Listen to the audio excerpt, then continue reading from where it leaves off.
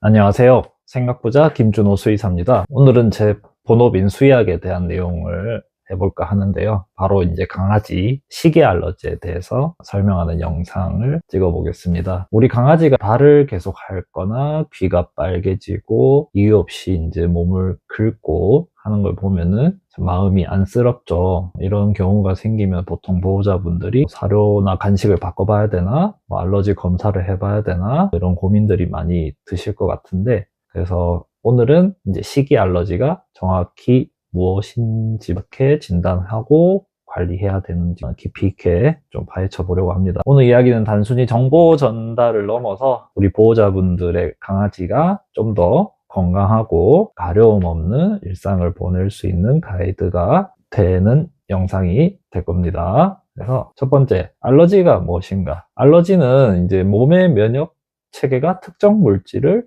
적으로 오해해서 생기는 과민 반응인데요. 원래는 해롭지 않은 성분인데 면역 체계가 이제 오해를 하는 거죠. 나쁜 걸로 인식을 하고 공격을 하는 반응을 뜻하는데요. 이제 식이 알러지는 말 그대로 음식 성분, 주로 단백질에 반응하는 것을 말합니다. 다른 음식 성분에도 반응을 하는데 단백질에 반응하는 경우가 굉장히 많거든요. 여기서 중요한 점은 이제 이 단백질이 가공되거나 이제 소화가 돼도 그 성질이 남아있기 때문에 단백질의 형태와는 상관없이, 예를 들어 뭐 화식이든 뭐 건사료든 그런 형태와 상관없이 반응이 나타날 수 있다는 거예요. 그래서 알러지 증상은 어떻게 나타나냐? 첫 번째, 피부 증상이죠. 식이 알러지의 제일 큰 특징은 계절하고 날씨와 상관없이 1년 내내 발생할 수 있다는 건데요. 주로 귀, 얼굴, 목, 발목, 겨드랑이처럼 이제 접히는 부분이나 피부 쪽에 조금 면역이 약한 곳에 이렇게 생기는데요. 애들이 이제 가려우니까 긁다 보면은 털도 빠지고 상처도 생기고 딱지도 생기고, 나중에는 이제 이 염증이 만성화가 되면은 피부가 코끼리 피부처럼 두꺼워지는 일명 태선화 현상이 생기기도 합니다. 피부 증상 이외에도 한 10에서 30% 케이스에는 이제 소화기 증상, 구토나 설사를 일으키기도 하고, 배변을 너무 자주 보거나, 그리고 좀 드물게는 행동이 좀 예민하게 바뀌는 경우도 있고, 호흡기 증상을 보이는 케이스도 있습니다. 그래서 갑자기 애기 행동이 좀 공격성을 띠거나 좀 예민한 반응 보이면은 몸에 어디에 알러지가 있는 것도 좀 의심을 해볼 필요가 있습니다. 그리고 이제 저도 많이 받는 질문인데, 이제 특히 눈 주변에 이제 눈물 자국이 형성되는 경우가 많은데요. 보호자분들이 이게 알러지 반응이냐고 질문들을 많이 하시는데, 일단은 눈물로 인해서 이제 털이 착색되는 거는 이제 눈물 속에 포르피린 성분 때문에 이제 이렇게 반응이 올라오는 건데, 이렇게 되는 원인 중에는 알러지가 원인이 돼서 눈물 생성량이 늘어서 그런 경우도 있지만, 뭐 이제 속눈썹 구조의 문제나 이제 눈물관이 막힘으로써 생기는 문제도 있을 수 있기 때문에, 무조건 이제 눈물 자국 증상이 모두가 알러지 반응은 아니니까 이제 병원에서 이제 수의사 선생님하고 상담을 하고 거기에 맞춰서 좀 해결 방법을 모색해보는 게 좋겠죠. 식이 알러지는 이제 어떻게 진단을 하느냐? 확실한 방법은 식이 제한 검사를 해보는 건데요. 방법은 이렇습니다. 일단 그동안 먹고 있는 사료, 간식, 영양제 성분을 다 리스트업을 하는 겁니다. 그래서 일단 기존에 있던 먹던 것들은 리스트업 한 다음에 중단을 하는 거예요. 그래서 그 다음에는 가수분해 사료, 요것만 8에서 한 12주 정도 단독 급여를 하는 겁니다. 당연히 간식 이때는 먹이시면 안 되고 영양제도 멈춰야 됩니다. 이렇게 해서 증상이 만약에 줄어들거나 사라지면은 이제 예전 먹었던 음식들을 하나씩 테스트해서 이제 뭐가 알러지 반응이 올라오는지 찾아내는 거죠.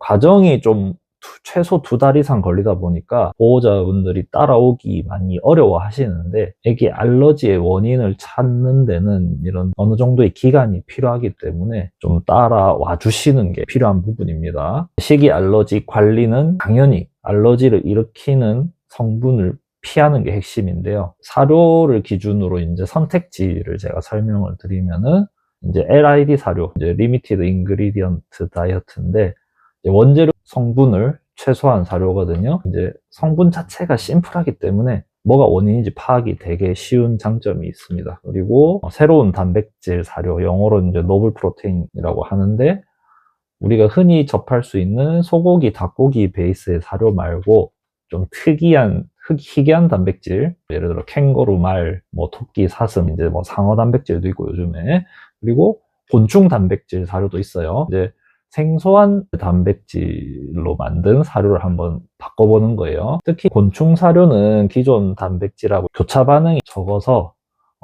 요즘 좋은 대안으로 받고 있는 사료 성분 중 하나입니다.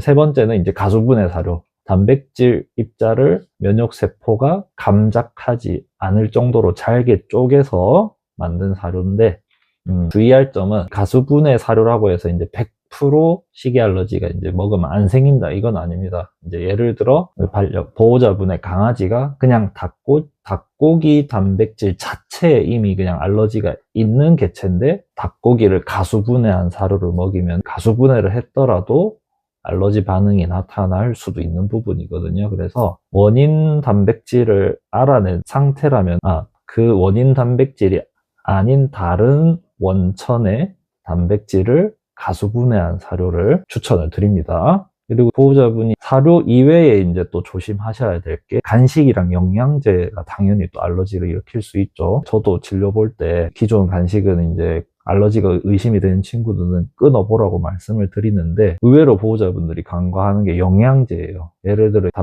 오메가3 영양제를 예시로 들면은, 오메가3 자체가 이제 생선이나 새우에서 추출한 지방산이거든요. 그래서 만약에 강아지가 생선이나 갑각류 알러지가 있으면 오메가3 영양제에도 알러지 반응을 일으킬 수 있고요. 그리고 영양제는 보통 이제 캡슐링된 제품이 많은데, 그 캡슐이 성분이 이제 젤라틴 성분이면은 이 젤라틴 성분에도 알러지를 일으키는 애들이 있어요. 그런 것들도 염두에 두셔야 돼요. 그리고 사료를 안 바꿨는데도 갑자기 알러지가 생기는 경우도 있어요. 몇 년 동안 잘 먹었던 사료인데 어느 순간 갑자기 감작이 일어나서 알러지가 일어나는 케이스도 있거든요. 그래서 지금껏 쭉 잘 먹었던 사료라도 알러지 반응이 생긴다면은 사료 교체를 고려를 해 보셔야 돼요. 그리고 단백질 말고도 지방이나 탄수화물로 인해서도 사실 알러지 가능성이 없지는 않거든요. 이제 기름이 코팅된 간식도 있고, 뭐 감자나 고구마 이런 거에도 알러지 반응이 충분히 탄수화물 베이스인 음식에서도 나타날 수 있기 때문에, 무조건 막 단백질 아니면 괜찮다 이런 생각은 조금 위험할 수 있습니다. 그래서 3대 영양소, 탄수화물, 단백질, 지방, 요 세 가지가 다 알러지는 생길 수 있다. 근데 제일 많이 나타나는 거는 단백질로 인한 알러지 반응이다, 이렇게 생각하시면 될 것 같습니다. 그래서 오늘은 강아지 식이 알러지에 대해서 영상을 만들어 봤는데요. 이 알러지라는 거는 이제 진단이 된 시점부터는 계속 보호자분이 신경을 쓰고 관리를 해야 되는 증상이에요. 그래서 제일 중요한 거는 이제 보호자분의 인내심과 꾸준히 할 수 있는 실행력이 되게 중요한데요. 이제 식이 제한 검사 자체가 기간이 최소 2달 이상 소요되기 때문에 보호자분이 철저하게 이제 인내하시고 아기를 검사하는 동안 잘 제어를 하셔야지 진단이 가능하고, 진단이 돼야지 관리하는 방향이 설정되기 때문에 꼭 이제 수의사 선생님하고 상담을 하셔가지고, 우리 아이가 만약에 이제 알러지 증상 있다 그러면은 식이 알러지 증상인지 아니면은 다른 환경적 요인에 의한 알러지인지, 이런 것들이 진단이 제일 우선시 됩니다. 몸에 아기가 가려움 증상이나 뭐 호흡기, 소화기 증상인데 알러지가 의심이 되시면은 꼭 병원에 방문하셔서 수의사 선생님하고 상담을 일단 받아보시는 걸 추천드립니다. 오늘 영상은 여기까지고요. 이 영상을 보신 보호자분들의 반려견이 가려움에서 벗어나서 편안한 밤을 보낼 수 있기를 바랍니다. 시청해 주셔서 감사합니다.